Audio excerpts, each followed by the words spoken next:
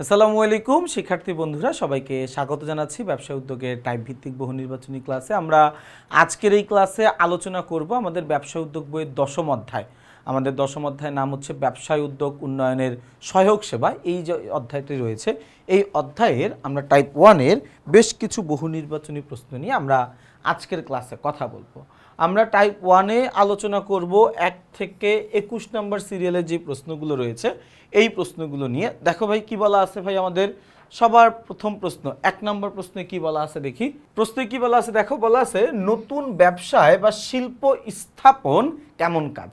আমি যদি নতুন করে কোনো একটা ব্যবসায় স্থাপন করতে চাই বা নতুন করে কোনো একটা ব্যবসায় গঠন করতে চাই, এটা কি ধরনের একটা কাজ। দেখো, নতুন একটা ব্যবসায় এটা একটা সৃজনশীল কাজ অবশ্যই, এবং এটা একটা গঠনমূলক কাজও বটে। তাইলে আমাদের উত্তরটা কি দাঁড়ায়? উত্তরটা দাঁড়ায় হচ্ছে 1 ও 3।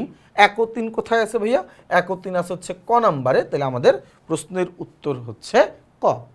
চলে যাব আমরা 2 নম্বর প্রশ্নে। 2 নম্বর প্রশ্নে কি বলা আছে? বলা আছে সমর্থনমূলক সহায়তা কোনটি? সমর্থনমূলক সহায়তা কোনটি? দেখো, আমরা আমাদের ব্যবসায় উদ্যোগ উন্নয়নের সহায়ক সেবাকে 3টা ভাগে ভাগ করতে পারি: উদ্দীপনামূলক বা উৎসাহমূলক সহায়ক সেবা, সমর্থনমূলক সহায়ক সেবা, আর এটা হচ্ছে সংরক্ষণমূলক সহায়ক সেবা। উদ্দীপনামূলক বা উৎসাহমূলক সমর্থন সেবা হচ্ছে আমার কাছে কেউ যখন কোনো ব্যবসায়ের পরামর্শ চাইবে, বা আমি যখন দেখব কোনো একটা ব্যক্তি কোনো একটা ব্যবসায় স্থাপন করতে চাচ্ছে, তখন আমি তাকে নানানভাবে মোটিভেটেড করব, তখন আমি তাকে নানাভাবে উৎসাহ প্রদান করব যেন ওই কাজটা সে গঠন করে বা ওই কাজটা তিনি যেন করতে চায় আর কি। এর পাশাপাশি যখন ওই কাজটা, এটাকে আমরা বলি উদ্দীপনামূলক বা উৎসাহমূলক সহায়ক সেবা। ওই লোকটা ব্যবসায় করার জন্য তার হয়তো বা মূলধনের দরকার পড়তে পারে, তার হয়তো বা ব্যবসার অবস্থান নির্বাচন করার ক্ষেত্রে কিছুটা সমস্যা হইতে পারে, বা তার ব্যবসায় গঠন করা সংক্রান্ত যেই সমস্যাগুলো বা যে সহযোগিতাগুলো তার দরকার, ওই সহযোগিতা বা সাহায্যগুলো করাকে আমরা বলবো হচ্ছে সমর্থনমূলক সহায়ক সেবা। এবং ওই ব্যবসাটা যেন ভবিষ্যতে টিকে থাকে, এই টিকে থাকার জন্য যা কিছু করা হয় সেটাকে আমরা বলি সংরক্ষণমূলক সহায়ক সেবা। এবং এই সংরক্ষণমূলক সহায়ক সেবাটা মূলত প্রদান করে থাকে সরকার, তাই না? তো আমাকে এইখানে বলছে যে সমর্থনমূলক সহায়ক সেবা। দেখো, পুঁজির সংস্থান করে দেওয়া, পুঁজির ব্যবস্থা করে দেওয়া, অর্থের ব্যবস্থা করে দেওয়া, এটা আমাদের জন্য একটা সমর্থনমূলক সহায়ক সেবার একটা অংশ।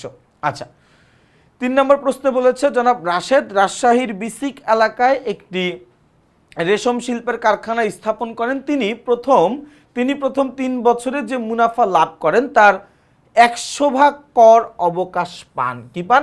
কর অবকাশ পান। জনাব রাশেদ তার ব্যবসায়ে কোন ধরনের সহায়ক সভা পাচ্ছেন, বা মানে ওটাকে কি বলে, মানে কোন ধরনের তিনি সহায়তাটা তিনি পাচ্ছেন। দেখো, তিনি তার ব্যবসায়ের প্রথম 3 বছর তার কি করা লাগে নাই, কোনো কর দিতে হয় নাই, 100% কর মৌকুফের সুবিধা পাইছে। অবকাশ মানে কি জানো? অবকাশ মানে হচ্ছে কর মাফের একটা সুযোগ সে পাইছে, মানে তাকে কর দিতে হবে না, এই সুযোগটা তিনি পাইছেন, তাই না? তো এটা করা হয়েছে কেন? এটা করা হয়েছে তার ব্যবসাটাকে সমর্থন জানানোর জন্য। কিসের জন্য ভাইয়া? তার ব্যবসাটাকে সমর্থন জানানোর জন্য এটা করা হয়েছে। ওকে, 4 নম্বর প্রশ্নে আমরা চলে যাব। আমাদের প্রশ্ন নম্বর 4-এ কি বলা আছে? 4 নম্বর প্রশ্নে বলেছে নিচের কোনটি জাতীয় শিল্পনীতি 2010 অনুযায়ী সংরক্ষণমূলক সহায়তা সেবা? নিচের কোনটি জাতীয় শিল্পনীতি 2010 অনুযায়ী সংরক্ষণমূলক সহায়ক সেবা? সেটা হচ্ছে কি, আইসিটিতে নারী উদ্যোক্তাদের অগ্রাধিকার দেওয়া। দেখো, তথ্য প্রযুক্তি খাতটা এমনিতেই আমাদের দেশে একটু নতুন একটা বিষয়, তুলনামূলক কম পরিচিত একটা বিষয়, যদিও এখন মাশাআল্লাহ এই জিনিসটা আমাদের জন্য অনেক পরিচিত, বাট 2010 সালে এটা খুবই নতুন একটা জিনিস ছিল। তো এই জায়গাটাতে নারীদের অংশগ্রহণ একদম নাই বললেই চলা যেত ওই সময়টাতে। তো নারীদেরকে এই সেক্টরটাতে বা এই ক্ষেত্রটাকে একটা আলাদা অগ্রাধিকার দেওয়া হইতো, যার কারণে নারীরা যেন এই সেক্টরে টিকে থাকতে পারে, তারা যেন এই কাজগুলো করতে পারে, সার্ভাইভ করতে পারে, ওইটার জন্য, তাই না? আচ্ছা, 5 নম্বর প্রশ্নে কি বলা আছে? ব্যবসায় স্থাপনে সরকারি সুযোগ সুবিধার ব্যাপক প্রচার কোন ধরনের সহায়তা? ভাইয়া, ব্যবসায় স্থাপনে সরকারি সুযোগ সুবিধার ব্যাপক প্রচার কোন ধরনের সহায়তা? দেখো, আমি কোন একটা ব্যবসায় গঠন করলে ওই ব্যবসায়ে সরকার কি কি সুযোগ সুবিধা প্রদান করে, এই জিনিসগুলো যখন আমাদের ম্যাস পিপলের কাছে প্রচার করা হয়, এই প্রচার করাটা হচ্ছে আমাদের জন্য একটা উদ্দীপনামূলক সহায়ক সেবা। কি মূলক সহায়ক সেবা? উদ্দীপনামূলক সহায়ক সেবা। আচ্ছা, এরপরে আমরা চলে যাচ্ছি হচ্ছে প্রশ্ন নাম্বার 6।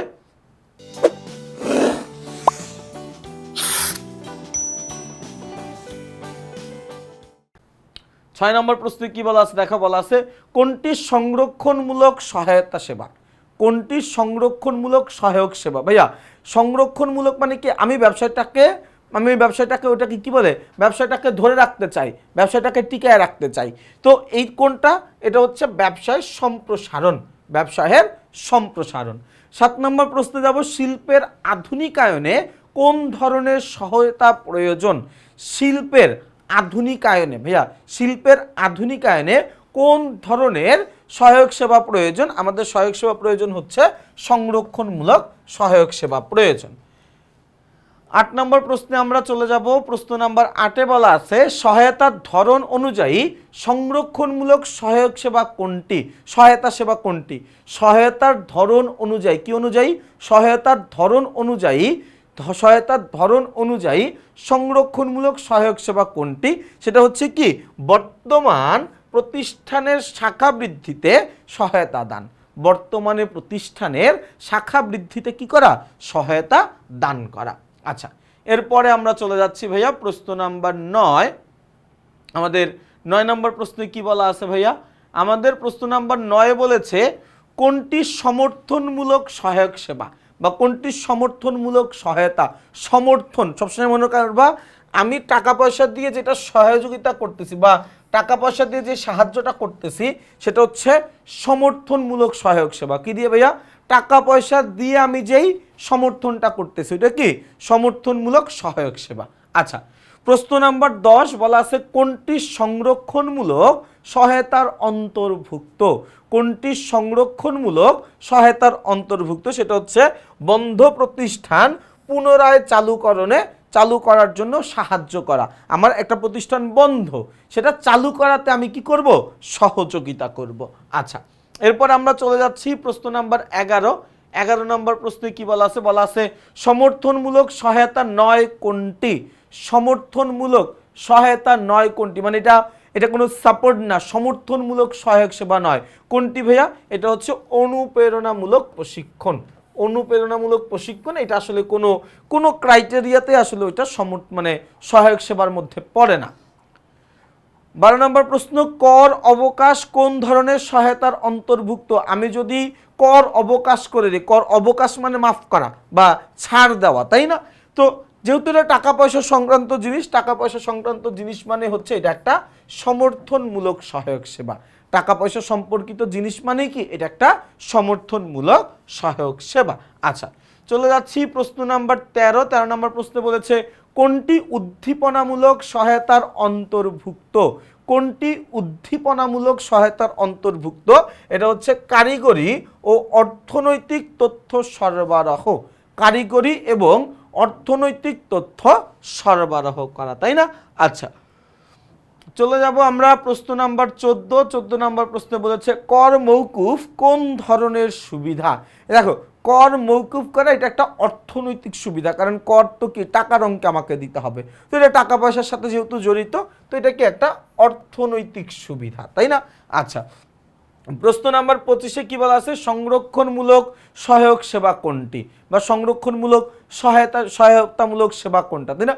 সংরক্ষণমূলক সেটা হচ্ছে পর্যটন ও সেবা। উত্তরটা কি? পর্যটন ও সেবা। চলে যাব হচ্ছে আমরা 16 এবং 17 নম্বর প্রশ্ন, এটার জন্য একটা উদ্দীপক পড়তে হবে। বলা আছে রাঙামাটি জেলার শাহনাজ 2021 সালে বাঁশ, বেত ও পাটি দিয়ে বিভিন্ন ধরনের গৃহস্থলী সামগ্রী তৈরির একটি প্রকল্প হাতে নেন। উৎপাদন প্রক্রিয়া শুরু করতে গিয়ে আর্থিক সংকটে পড়ায় তিনি একটি আর্থিক প্রতিষ্ঠানের শরণাপন্ন হন এবং প্রতিষ্ঠান থেকে কিছু ঋণ নেন। কর অবকাশ সুবিধা পাওয়ার কারণে দিন দিন তার ব্যবসায়ে উন্নতি হতে